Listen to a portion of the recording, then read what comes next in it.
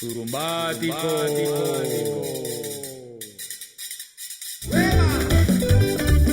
lo dije. Aquí nada más.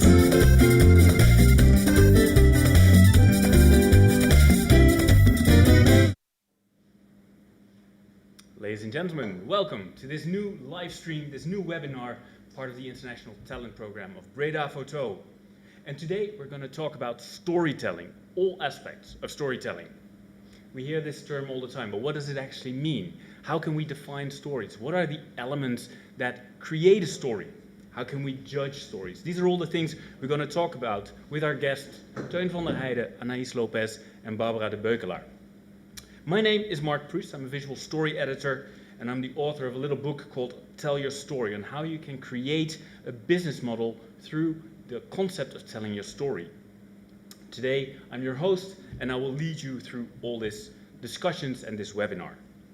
But we will start with a pitch from a student who wants to participate in a unique BredaPhoto support program as part of the International Talent Program. Selected photographers will join a 2-year program where BredaPhoto will assist the artists to connect to an international audience. The support is customized. It's a customized program, in fact, based upon the needs of the selected artists. BredaPhoto works for its International Talent Program with academies across Europe, and each participating academy has nominated one alumni to participate in the support program. This last week, we will show you the last pitch, and coming Sunday, we will announce the winners of who will participate in this program. This last pitch is by Alexandra Polina from the University of Applied Sciences in Bielefeld. Take it away.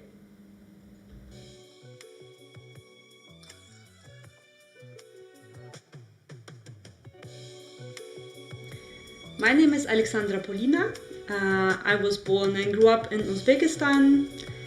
I live in Germany since 15 years. My whole family moved here, and for me it was also a life-changing experience. In Uzbekistan I studied journalism. When I came to Germany I started my studies at the University of Applied Science in Bielefeld, and I made my bachelor and master there. Right now I'm living in Hamburg and I'm working as a freelance photographer here. The main subject of my work has always been concentrated around the themes of migration and identity. The themes they developed also with the questions which I was asking myself as a migrant here in Germany. For example, at the beginning there were the themes more like this migrant's experience, and afterwards it was more questions like who is a part of the society. Since 2 years I'm working on my project with working title Steindarm. This is a project about the street where I'm living. Here is a lot of things going on, like from methadone center till a lot of different shops and restaurants everywhere. You can see like illegal prostitution, and also like hear over 20 different languages on the same day. I do really love the street because this street is so vivid. It has like this own dynamic. But it's also in Hamburg very controversial street because of the whole things which are going on here. And I want to catch the spirit of the street without judging, like capture this moment, because a lot of things are changing here right now. I think that BredaPhoto team can help me not just to showcase my project, but also to discuss the whole different questions which are important for me, such a representation of marginalized groups and stereotypes. I would be happy to work with you together, and thank you. Okay, so on Sunday we will know whether Alexandra will join this program. Let's now move to our first guest. trained at the Royal Art Academy in The Hague, winner of several awards, including the Zilveren Camera Storytelling Award, currently exhibiting at the National Photography Museum in Rotterdam, documentary photographer, co-founder of Docking Station, Anais Lopez. Welcome. Thank you, Marc. Anais, tell me, are you more a documentary photographer or a storyteller? Storyteller, for sure. For sure. Yes. That's a very definite answer. What do you find most important when you create your stories? That it is the story behind. So I'm not looking for a story that you can make in a week, but much more an investigation, a journey. So I'm looking always to find a new perspective on a story, a new idea. How can I explain it really well? It's a difficult question to begin with. But is it more about your creative energy, or is it really about the message that you want to bring? Is it about... It's always about a message that I want to bring. So the audience is really important. Yes, but I think a story starts firstly because you're really integrated into it, so you get to be curious, and then suddenly you're intrigued by it, and then you start to make it, and then the next question is, for whom are you making it? But the first question is, what intrigues me in what I'm seeing and what I'm doing, and mostly is when I encounter something that it tells me something that I don't know. For example, with the migrant, it's the bird who starts to talk, and then I found his history, and then I'm intrigued and I want to know more, and before I know, I'm diving into it for 5 years. Right. So it's much more about... So the personal motivation is the starting point of a project. Yes. And then but it must be quite a challenge to link your personal motivation to an audience. How do you... Well, first you start to make the project, and then the second question is, for whom am I making this project? And mostly these two questions don't come together. I mean, it can be something personal that I want to make and I'm curious, and then I'm starting to look at the universal part of the story, and then I try to link it to an audience, and that part is really important. So it makes it also that you have to make choices, because at the beginning you find a lot of things interesting. Right. And then suddenly when you look at all the material you have, you wonder, okay, what is the universal point of this story? And there is when you make a choice, and that you're gonna more investigate that part. Right, right. We're looking now at a story from Burundi. Yes. It's called Only in Burundi. What was your first motivation for this project? This was a really simple project at the beginning. It was much more that I worked for the newspaper NRC Handelsblad, and for a long time I was looking at Burundi, and it was much more about war. And a friend of mine, Eva Smalleganger, who I made a project with her, she was telling me these amazing stories, wonderful, powerful stories about Burundi. So the first idea was really simple, was to make a summer edition for the newspaper to tell positive stories about Burundi. Right. So it was a really simple idea, and once I was there, I was completely naive. I never worked in Africa. I didn't have a clue how it worked. I was a Dutch photographer thinking that you would just make a call and then find these stories. But I found out that you had to have much more with the community, that you had to ask permission. And so this was the story we made in the NRC next. But just to make this story, what would take normally in Holland when you work for the newspaper, like 1 or 2 days, they took me 4.5 weeks just to get the permission to get inside, and then I got 2 hours to photograph it. Right. So it's, yeah. And it's the picture with all the bottle caps is kind of a good illustration of that. Yeah. In the end, when I came back, and here you can see it also, what I found out after a lot of frustration, and to be honest, it took me a year to find out why it didn't work. I found out that it was much more about how Burundi works on itself. So it was much more about the contacts you had to make. You had to go so many hours to the church. You have to drink beer and Fantas. And at the end, I think I spent more than 100 bottles of Fanta drinking with the people to have the right people to ask if I could make one picture. And then it started as a project for a newspaper to make this uplifting special edition. Yes. What did it turn out to be eventually as a project? Well, yeah, eventually it became a little book that we didn't make for the photography scene. We made it for the NGOs, and it was much more about how can you understand how to work there and how can you survive in Burundi. And it had much more to do about what do you need to be able to survive in this country, and what do you have to understand from them. So I got these insights that suddenly I found out that being a photographer there, I had a naive idea about how to work there, and the people can't survive if they don't do certain things. And that was the point where I started to think, well, if I can choose one person, and this one was Koki, who is in the middle, and that was our guide and translator, and he was the one who showed us how Burundi worked. And I asked him at the end, so that's the project, about 10 people around him that without them he couldn't survive in society. Mm-hmm. And he goes from high to low society, and that's what the project became about. And well, normally, I wanted, for example, one of the people you found really important was the president of Burundi. Mm-hmm. He said, well, this person is really important in my life, and we started to, I wanted to photograph him, but the way to get to him was much more interesting, because I had to go with his bodyguards, dance in a club, ask for permission, and then later on, when they had these working days on Sunday, I joined, and then suddenly I could make the picture right. at the royal office. And for you, the process of how you can create, or of how you create the story, or how you create the images, is also an important part of your yes. For me, it's the journey. Project. Yeah, the journey is the most important part. So I'm not interested in this perfect picture. I don't.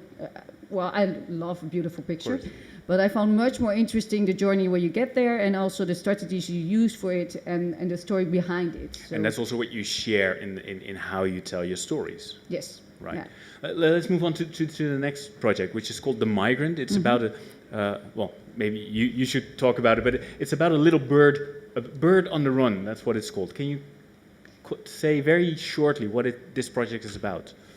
Well, yeah, it's about Mina. It is a bird on the run, but it's more about the migrant, about the story about how we deal with rapid urbanization, about how we deal with the other, and how we deal with nature and human right. kind. And for this project, you followed this little bird yes. in Singapore, yeah. and you gave it basically a personality and a life of its own. Well, it had. I'm still convinced. I think Mina is one of a kind. So he was the one talking to me. He is the first. This picture where you see him, he's at a crossing pass, and it's the first time he stops for a green light.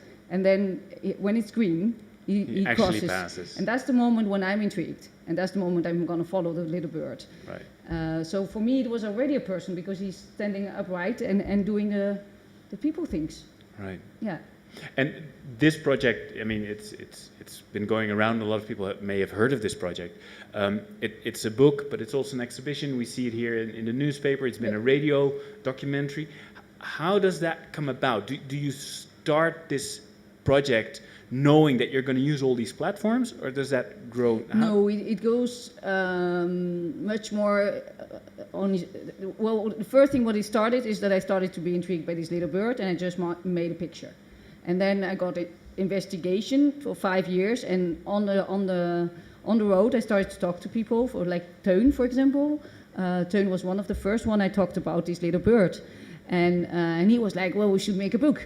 So that was the first idea. We thought, right. Okay, we should make a book. And then I talked to Evie Blankenvoort from Prospector, and she was like, yeah, but he's screaming so loudly, so you should hear him. So that's the moment where we decided, well, we should do something with radio, and we have to listen to him. So it naturally grows as you communicate, or as you build the cooperation. Yeah. So it's, and the more people project, get involved, the bigger it becomes. In fact. And the beautiful thing about The Migrant is that it's much more about a big collaboration with a lot of great minds, people who are really strong in what they do, like Teun, like Evie. They really know how to engage and to see another point of view in the story. Mm-hmm. And that's what I found interesting. That's right. Also part of storytelling, where I think you can photograph and you can investigate, but then you collaborate, and then it becomes this awesome thing. Right. You need other people to Yes, definitely. We'll talk about that later as well, but I think it's a really important aspect on how you build cooperations and how you can still retain control when so many people, creative minds especially, are involved. How do you keep control as a photographer? How do you make sure it's still your story, or do you give the story away? Well, to be honest, I'm not afraid to give it away. In a way, I think if you have the great people around you that you trust, it's about trust in the end. So if you trust each other and you think, well, I can trust this project to this person, then it's going to grow. If you're always reluctant not to share, it's going to be a bit complicated. Right. So I trust the people who I work, but I wouldn't work just with someone. I would always choose really wisely to work with that person. Okay. We'll talk a bit more about that later on. But you're also the co-founder of Docking Station, yes. a residency program in Amsterdam. What's the goal of that project? Well, what's the goal of the organization? Docking Station. What we do is we help international photographers to make their stories, to understand their stories, and we give them a network. So people who are working completely, for example, Micho is in Ecuador, who doesn't have a network here. We make sure that he sees 12 people to connect his story, to understand his story, and then we make also programs. So we make, with this project, a product that we publish on a new magazine we just made, what is called Far Away Up Close. So we produce and we do talent ontwikkeling. Development? Talent development. Yeah. So it's really your experience of cooperation is what you also install in this project. Yeah, because I think everyone needs a bit of help, and I really truly believe that on your own it's quite difficult to achieve what you want to do, especially now, even especially now with Corona, because you have to find new strategies to tell your story. Yeah. So I think everyone needs a little bit of help, and that's what we try to do. All right, cool. Yeah. We'll talk a bit more later on. Thank you for now. Let's look at a presentation of one of the projects that is on show currently at BredaPhoto. It takes let's say a less traditional approach to storytelling. It's by Ernst Stockburger. It's called The Missing Link, in which he creates a new view on the effects of the atomic bombs on Hiroshima and Nagasaki at the end of World War II. And he does this by combining and connecting various archives. We first see a small self-introduction by Max Ernst, and then a video on his project as shown here at BredaPhoto. Hi, this is Max. Unfortunately, I can't be with you today, but I'd love to say a couple of things, or one or two things about storytelling and my take on it. I was originally trained as a traditional photojournalist and photo documentary photographer, so I kind of grew up with the idea of telling a story, but at the same time I always felt the need or the boundaries of that traditional approach. And the last works that I did were very much about understanding photography as a medium and trying to figure out what it can and what it can't do.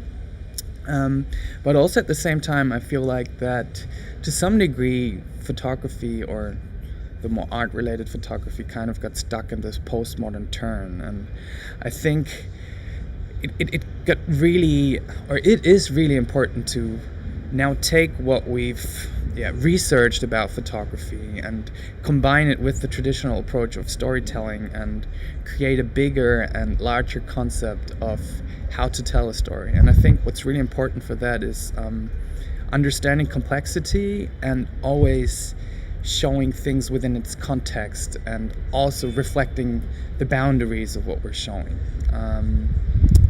And I think another ingredient that's really important for that is time. And I'm not only talking about the time that the photographer or the storyteller is taking or putting into the piece, but also very much the time that people take to consume or view that piece. Because I think, that's a very common thing to say right now, that we have less and less time to deal with stuff. But I think it's really, really important to get a bigger picture of something, to take time when looking at stuff and trying to understand it within its complexity. And I'm very much looking for what is happening in the future with all storytelling, the new media, the way we deal with data, with computers, with algorithms. And I think there's a lot to come, and Breda probably is one of the best places to experience what is the state of the art when it comes to storytelling.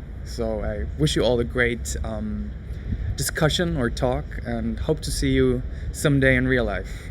Thanks and bye.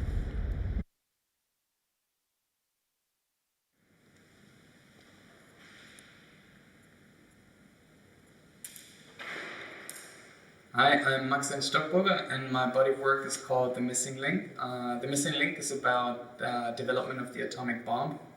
It's a collection of about 60,000 photographs documenting the development, use, and aftermath of the atomic bomb. And the exhibition here in Breda consists of two separate parts. One is the images up on the wall, and the second part is the books you can stroll through at the table. And the images up on the wall are independent modules you can move around, so you can relink history in a way. And the books at the table, they're a collection of about 2,500 images of my total archive of about 60,000 images. And the idea was to bring back everything into one physical space. So you have to imagine about 150,000 people were working on creating the atomic bomb, and about the same amount of people instantly died of the atomic bombs in Hiroshima and Nagasaki. And I was fascinated by the fact that none of the people have been to both places. So the only real connection between these places is the atomic bomb.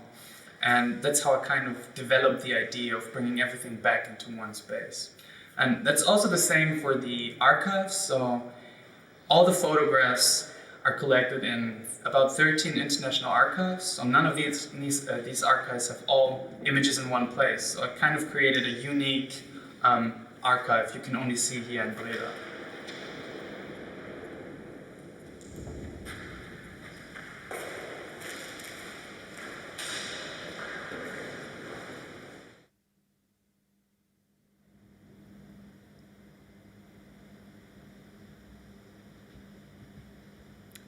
Ernst Stockburger's project, The Missing Link. Our next guest is not a photographer and plays a very different role, but not a less crucial one in the business of photography. A portfolio that includes BredaPhoto and many prize-winning photo books, some of which are here on the table. Designer Teun van der Heijden. Welcome, Teun. Teun, many photographers want to work with you and send you their projects. What do you think makes you different from other graphic designers? It's almost the same question as you asked Anais before. Yeah. I would say that I'm very interested in storytelling.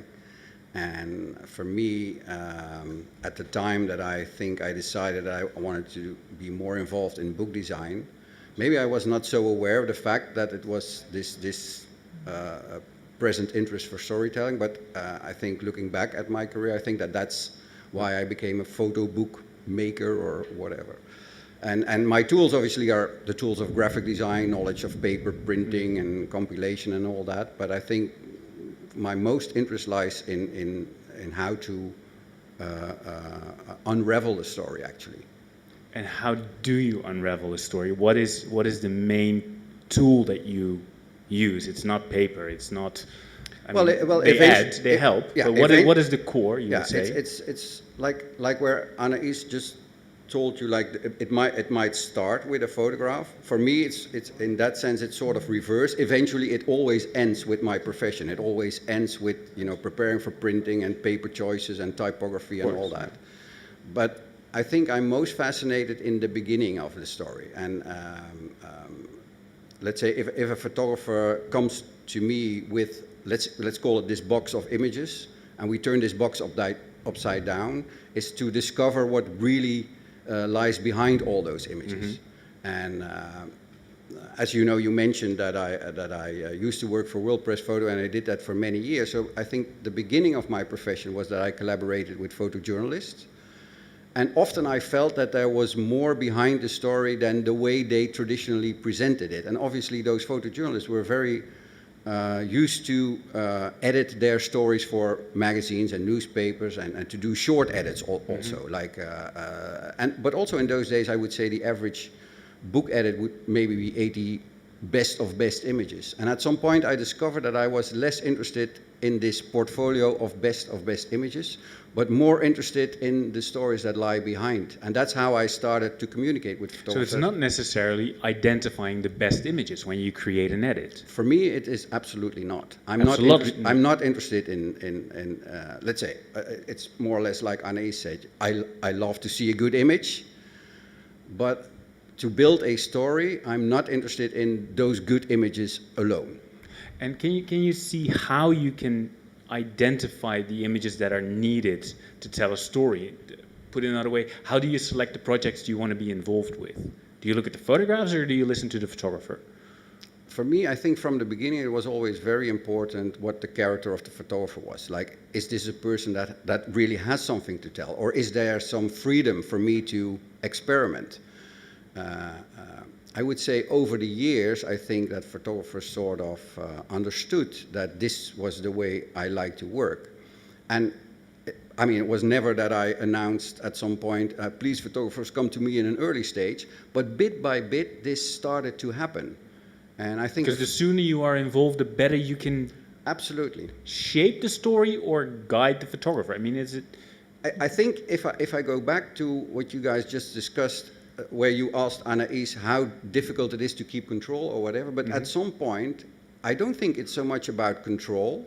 It's that at some point you start to collaborate with a wider team, and correct me if I say something that you don't agree with, but at some point, let's say because the thing is still so fresh, you have open discussions, and at some point you basically adapt Anais' story to, let's say, my right. interpretation, and you go, if you like... It really becomes a joint project. Yeah, if you like what you're discussing at that time, you continue together. So it's not so much, oh my God, what's he doing with my ideas? The ideas just got created in the discussion. Right, and it becomes unclear whose idea it actually was, maybe, but well, it's about the project. Yeah, and obviously it's a photo book, and a photographer is an author, so there's always this authorship.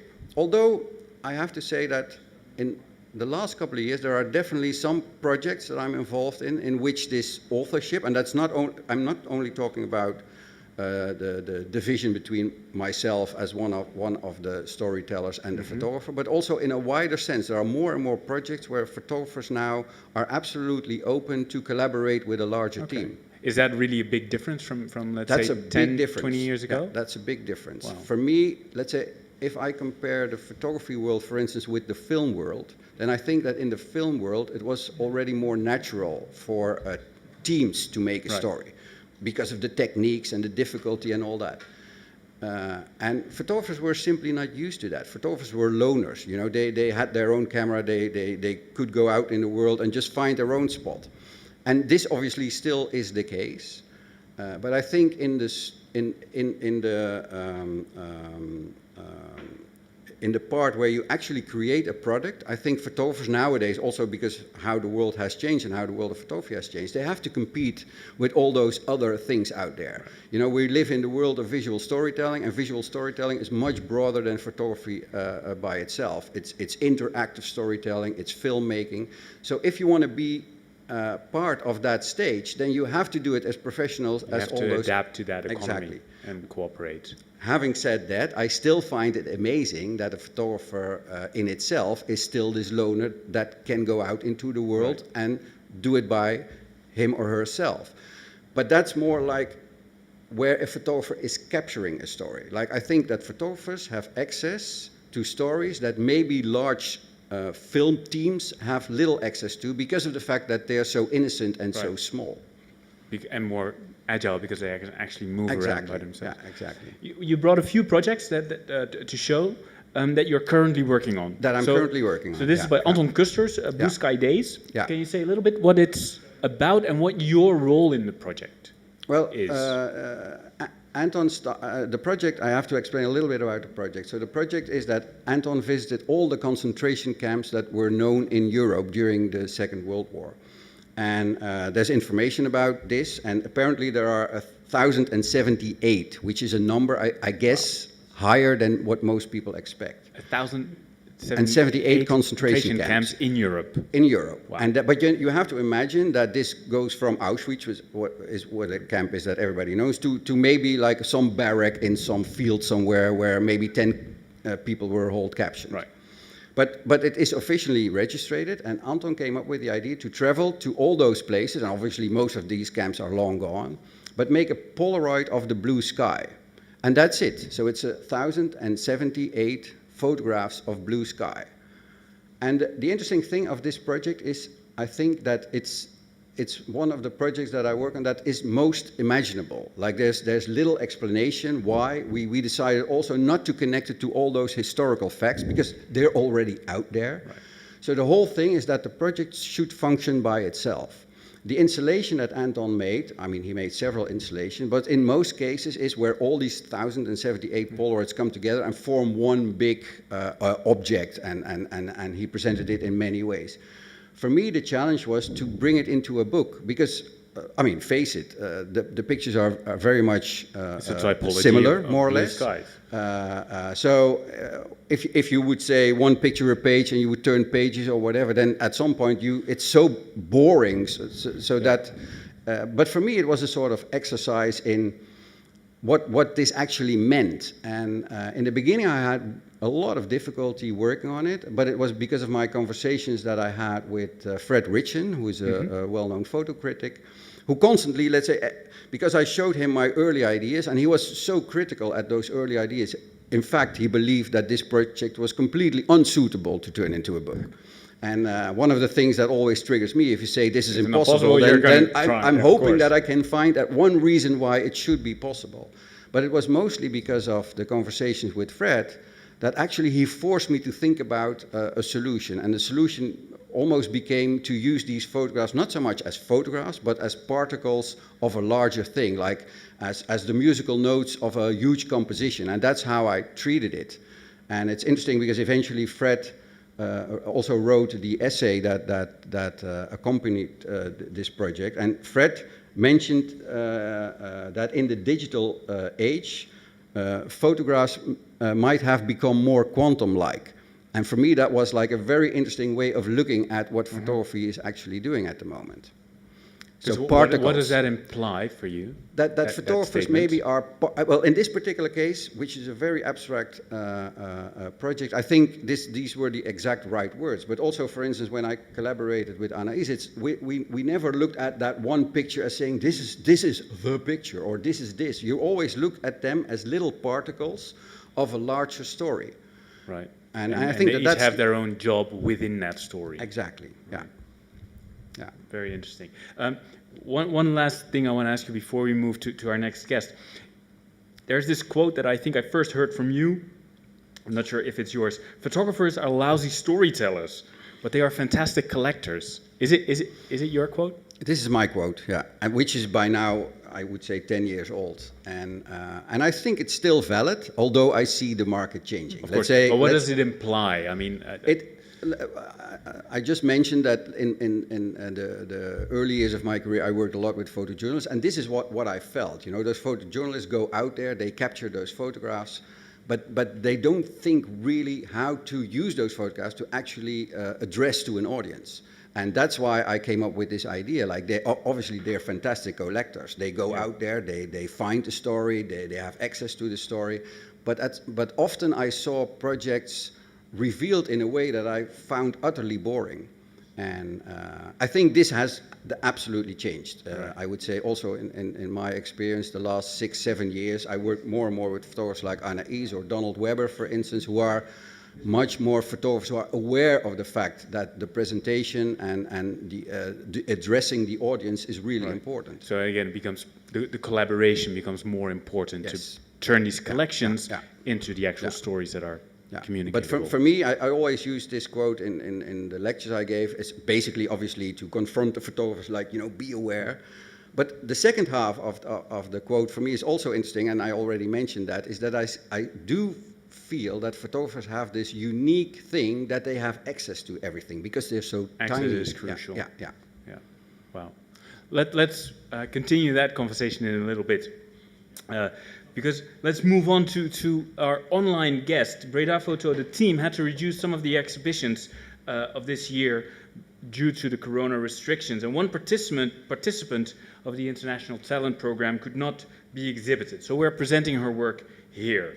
She already has had a full career in journalism behind her, and she's currently doing a master's at the Master of Visual Arts at the KASK Art Academy in Ghent, Belgium. Welcome, Barbara Debeuckelaere. Barbara, you're joining us via Zoom because you're currently in Belgium. We will show your project Fishy Business. Can you describe in a few sentences what this project is about?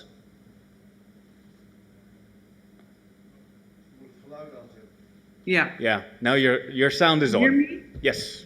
Okay, good. Last year, it's actually a little story that is referring to, I think, the biggest story which we all are part of. And the little story is about a Norwegian fisherman. He's not so young anymore. And like 10 years ago, he learned that Statoil, which is a state oil company, wanted to drill the coastal waters in front of his island, Lofoten, Westeralen, Senja, beautiful northern islands. And he heard there was already some seismic testing. There was talk of a lot of money, oil reserves there in the ground, like 13 billion euros. And of course, it's a political matter what to be done, because the fishermen's unions, also the Labour Party, are very much for jobs, and also they were an ally of the oil company. But then he just didn't want to accept that, and he had not so much money or something, but he invested what he had. He participated in a documentary. He tried to convince people in his village, first of all, but then in 10 years' time, NGOs took over, and in the end, it became a national movement, a national outcry. Because these were the last places, the breeding places of cod, very important breeding places of cod, and so nationwide there was indignity, protests about this, and then actually in the end, but then I took the pictures already. In the end, the Labour Party changed camps, and it was actually politically declared oil-free in the end. So, but what I wanted to do, the fact that I went there was more because his story really got to me, because I think it's something we all cope with today, how to react on what is happening and how to resist, and should we resist, how to resist. And his story was, I think, very important. So I tried to find a way to photograph that and to bring that to some people. Okay. We're going to look at a small video presentation, which takes about 1 minute and 40 seconds. Is there something in particular you want us to pay attention to in this production? Or should we just let it happen? First of all, there is the three pictures that you see first are actually, for me, a little bit the three protagonists. It's like, but then actually we should just watch it. Perhaps. We should just watch it. Okay, so let's have a look at Fishy Business by Barbara Debeuckelaer.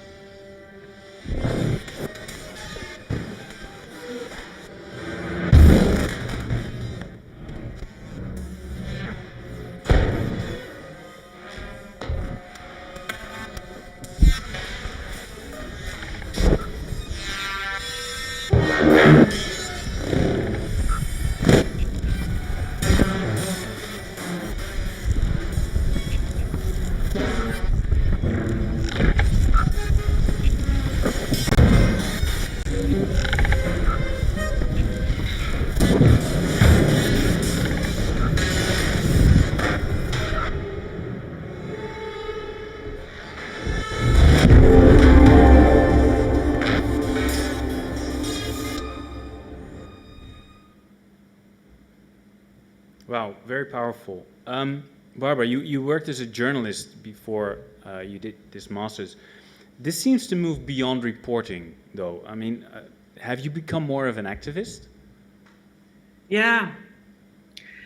Labels. It's really very difficult, I think, to say what I am. I don't know. I try to bring everything what I know and have and perhaps can do in a work, and that's it. But what is different is, of course, that before, journalism has many constraints, and you have to work also with targets and deadlines, and time is always very much an issue. So that's why I went to photography, to be able to tell stories still, but do it in a more with more time and with more autonomy, and that was the reason. And more poetry as well, I think. Right. So photography allowed you to take more control over your project and the output of that project. Is that? Absolutely. And also, yeah, what Teun just said, the loner, the photographer that is able to go wherever it takes and collect. That's yeah. Autonomy is, I think, the best. It's an important aspect. Yeah. You've created this video. You also created a book around this project. How do these two formats differ? How do you make that translation? Yeah. I just, when I look at the project of Anais, I mean, it's a beautiful project and very big projects. This was very small. I just went for it took a few months to make the photographs and then finish the book. But of course I did it by myself with one graphic designer. It was a very simple book, very with a lot of white as well between the pictures. And what I wanted to show, perhaps, which is, I don't know, I had to find a book printer who was willing to do that, to print the heads of the board of directors and the managers, who are quite responsible for a lot, who have a lot of power, I think. I wanted to present them on pink salmon newspaper paper. Which is, of course, referring to the paper of the Financial Times and everything. Very simple, perhaps, ingreep, but but a way but for me, to connect very the contents to the format. Is that what you're trying to do? Right. And how important is it for you to what is the role of the audience in your projects? Wow. Yeah. Important question. I'm afraid that this kind of projects and books will only reach a very select group of people. I'm not very. When I was a journalist, I worked for a mass medium, for radio and television. Absolutely, you had more impact. Although I think this kind of project, which I hope, like these beautiful books that Teun makes and the beautiful projects of Anais and everything and people like them, I think it reaches more to the heart of people, and perhaps the effect is not so much in broad, but perhaps deeper when you reach people. So that's what I hope a little bit. But I'm not so. I don't think it's not really about the size of the audience, but more the impact you make to the audience that you do reach. That's the hope I should have. I have. So something else. Before you go on a shoot, how clearly do you know the kind of images that you want to take? Do you have a shooting list, or do you really go by intuition or by instinct or whatever you want to call it? Yeah. So I sometimes I do documentary photography, and then of course you just are being led by the place where you are, the people that you meet, every little thing you encounter. But in this case, and also in my next project, I try to this is still my journalistic approach a little bit at first, and that's what I noticed. It's totally different than with Anais. I start a little bit from a broader problem issue in my head, and then I try to find the story that would support that, or something, or the concept that would support that. And so in this case, I learned about the story from Greenpeace Norway, about this man, and I phoned him, and he was very reachable. And I thought, okay, I'm not gonna just photograph him in his kitchen or, photograph the man or tell just his story. I wanted to make it more like he's iconic figure, the hero, the David, I don't know, the guy who resists everything, but just on his boat, I wanted to photograph him, fighting the elements a little bit or something, the wind, etc. And then nature, I wanted to photograph the landscape, the white, pristine innocence of the nature. That's possible.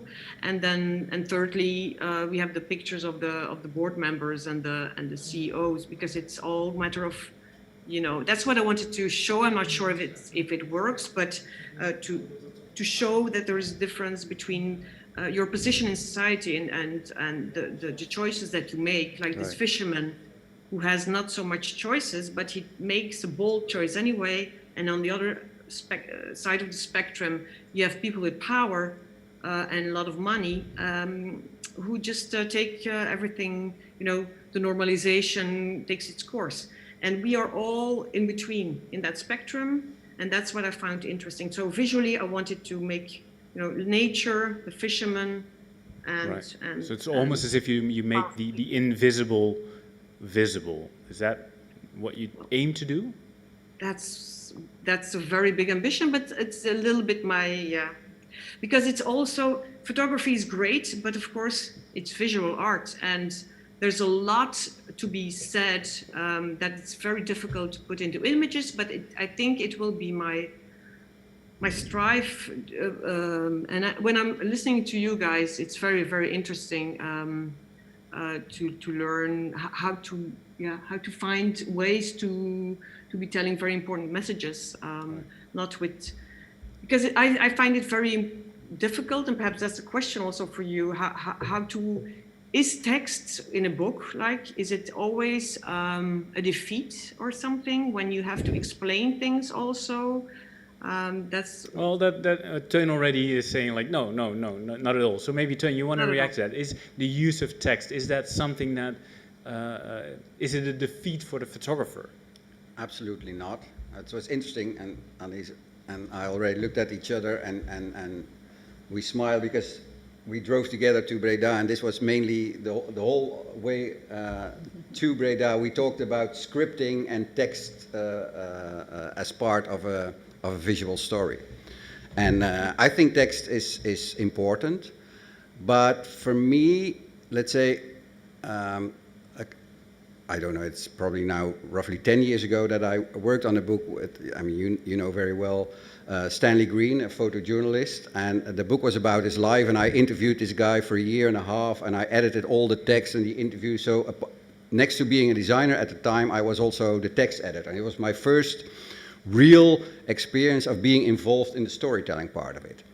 I think a couple of years later, I was at a festival where somebody said, we love the books you make, but they're not very text heavy. And I was sort of offended because I thought, that one book that I did everything was about text, but the photographer meant that these, let's say, more old-fashioned books often have this photography part and then this incredibly long essay part somewhere that explains about how you should look at the photography. That's the kind of text I'm not very interested in. But the text that sort of interacts with the photographs, where, on the way here I said to Anais, for me the analysis is that photography in the older days was almost that photographers were allowed to make illustrations for journalists who wrote the longer pieces of text. Who actually wrote the story. Wrote the story and were basically actually the main author. For me, and obviously I'm functioning within the realm of photo books, but for me I turned that around. I think within the photo book concept, obviously the photographer is the main author and that's the continuous story, but it also needs, let's say, moments of stopping, or you can almost say the text functions as illustrations with the visual story in a longer stretch of text. Does that make sense to you, Anais? Is that how you, because the book The Migrant was designed by Teun, to give that context, but do you feel that the text plays that role? Because there's even a part in your book that is a comic book. Yes. So that's extremely text heavy, I would say. Yeah, and text is always the base. So even my next project is first a script I'm writing, and then I make the pictures. So the Okay. text is even more. You actually base your visuals on the text. Yeah, and with the migrant, I photographed first, and then we made a text with Teun and with Evie, and we looked at all the different, all the different chapters. But now, learning from that, I thought, well, it would make much more sense to write the text first, to see how to do that, and then to see which images would come through. But it's as a photographer, I think, because you already have it in your head. And will you go as far as to actually create a shooting list based on that? Yes, definitely. But we did also with the migrant. So you know before you go the images that you will need to tell the story. Yeah, but it's always after you had an encounter or you know what the project is about. So it's not like you are making a film script before and then you're going to find the story. So you found the story and then I'm making the script and then I go back, for in this case, for example, to Japan, and I know exactly what I'm going to photograph.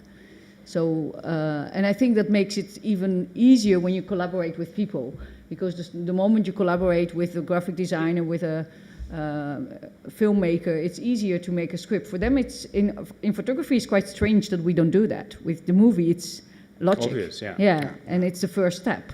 So they always think we are these strange people. Strange. Yeah, Yeah. that's the real advantage of photography. I think that you can work alone. Yes. That is for me the biggest. Of course, afterwards with the graphic designer, it's a big plus. Of course, yeah, of course. But to collect the photographs, I think it's great that you can go alone and work alone and be led by the moment and by people you just meet. Yeah.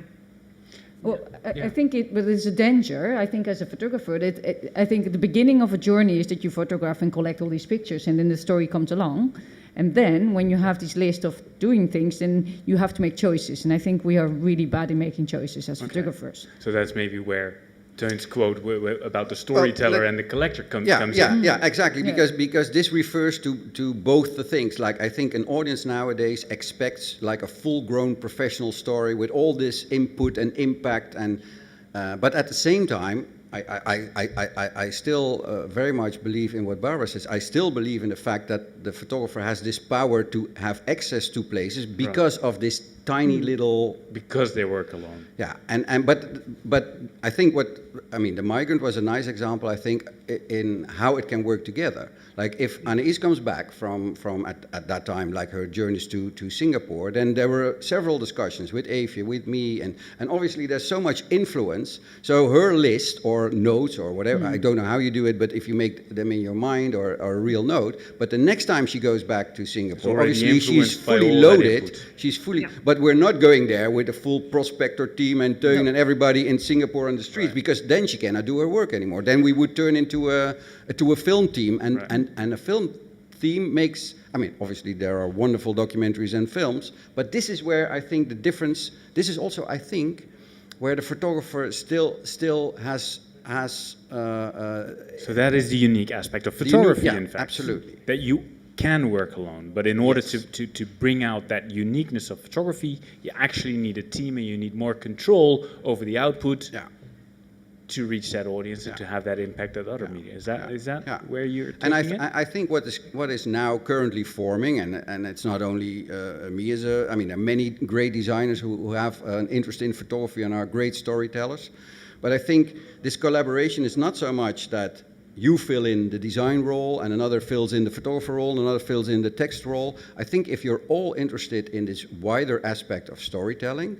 like for instance for Sonny, we wrote the script together. That's your next project? No, Sonny is the graphic novelist. Right, okay. That created the graphic novel of The Migrants. Yeah, and the interesting thing is that if you form a network like that, and Anais was already mentioning a network, I knew of Sonny because of another photographer I was working with, which is Sim Chien, who comes from Singapore, and they were befriended. So sometimes you talk about those projects that you're working on, and then somebody mentions, hey, I know somebody like this. So we reached out to Sonny, and then we made a script for him, and that's how he collaborated in Anais, her project. I want to talk a little bit about editing, because I think that's a process that's really crucial in making books. You have to make a selection of the photographs. How do you how do you start that process of editing? I think part is clear because you already know what elements you need. But then again, you're still a photographer, you're still a collector, so you will always come back with too many images.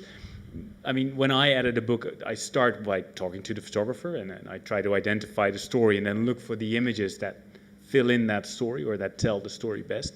How does that work for you? Do you edit by yourself, or do you always work with somebody to create that edit? In my case, I always work with someone else. I think photographers are really and would that bad be the editors. designer? Yeah. Or? Yeah, and it depends of the outcome. So with a book, of course, it's with the designer. So then I give everything to Teun.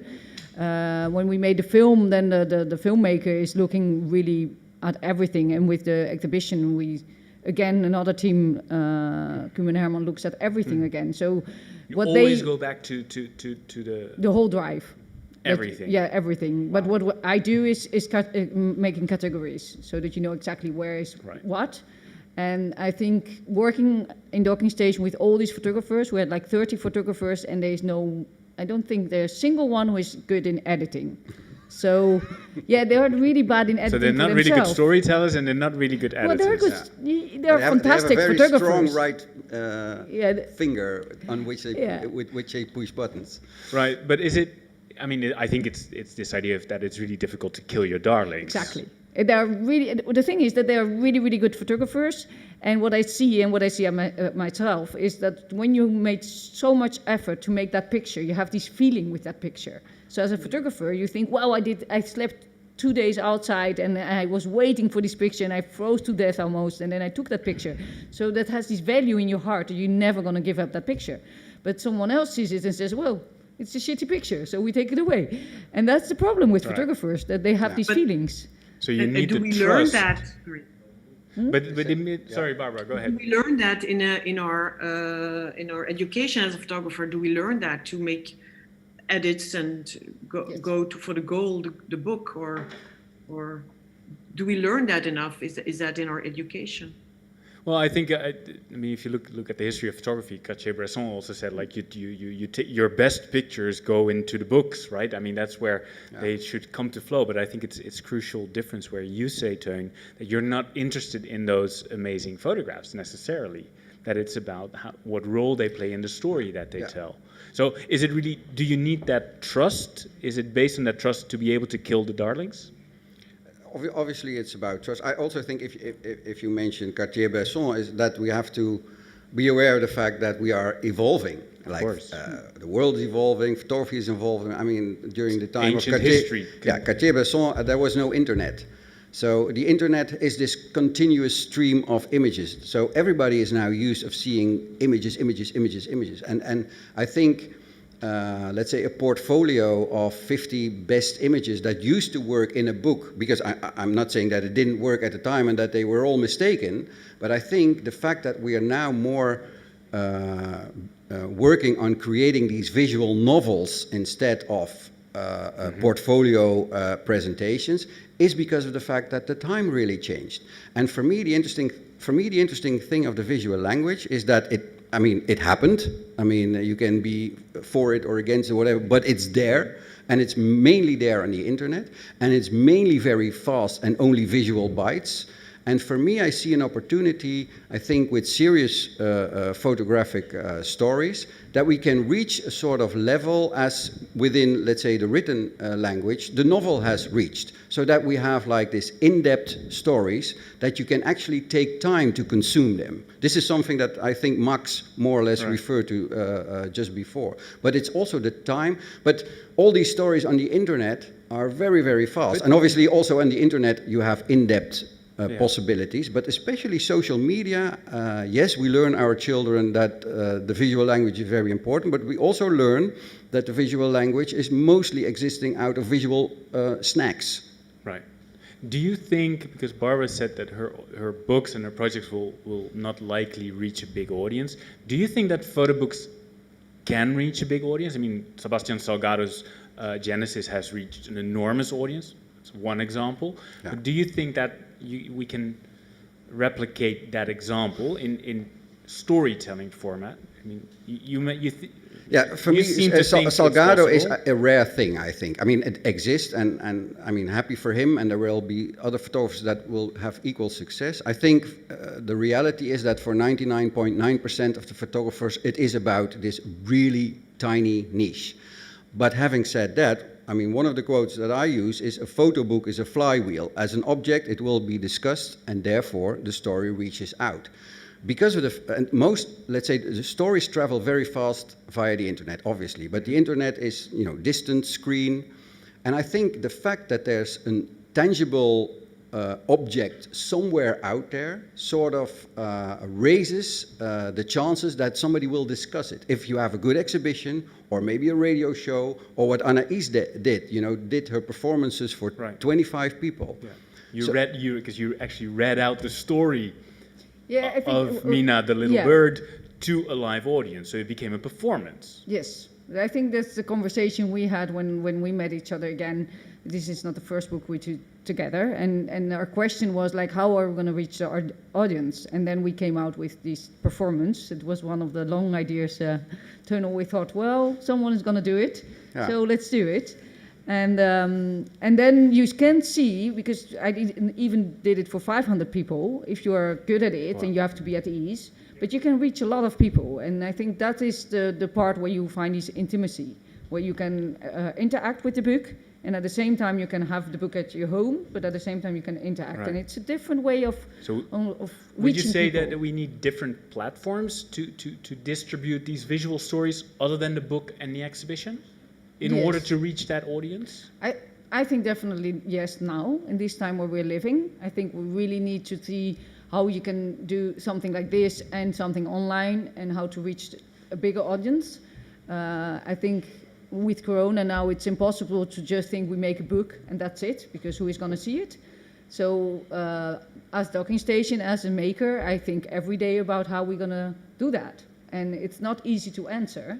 It's not an easy question, because everyone is going to be online and everyone is going to build things. But I think we need to find these new ideas, new platforms to reach out to the right audience. Wow. Okay. Well, I think with that we have to wrap up this very interesting conversation. I think we should continue, but we're running out of time. I think if we look at what we've discussed today, storytelling seems to be important. The way we tell stories and the way photographers can build stories is not by only collecting images, but by creating a cooperation, identifying the right people with whom you can build trust to actually bring those stories forward, to reach out to the right audience using the right platforms. And photo book and the exhibition are obvious ones, but I think it's indeed very important and a big challenge for us as a community to identify the other platforms on how we can tell these visual stories using photography, using the uniqueness of photography to create these stories and reach out to an audience. Thank you, Anais. Thank you, Barbara. Thank you, Teun. Thank you, Marc Ernst, as well, for joining us here during this discussion. It was very interesting. This coming Sunday, the 25th, will be the last day of BredaPhoto 2020. And there will be a festive show online from 4 o'clock to 5:30 p.m. Central European Time, presented by Lucas de Man, with guests and talents from all over the world to give a big finale of BredaPhoto as a festival. We will meet the man behind the music video, Zurumbatiko, and many, many more guests from all over the world. Thank you very much for joining us on this webinar. We hope to see you on Sunday at 4 o'clock CET on this same channel. Thank you very much. Thanks for watching. See you again. Bye-bye.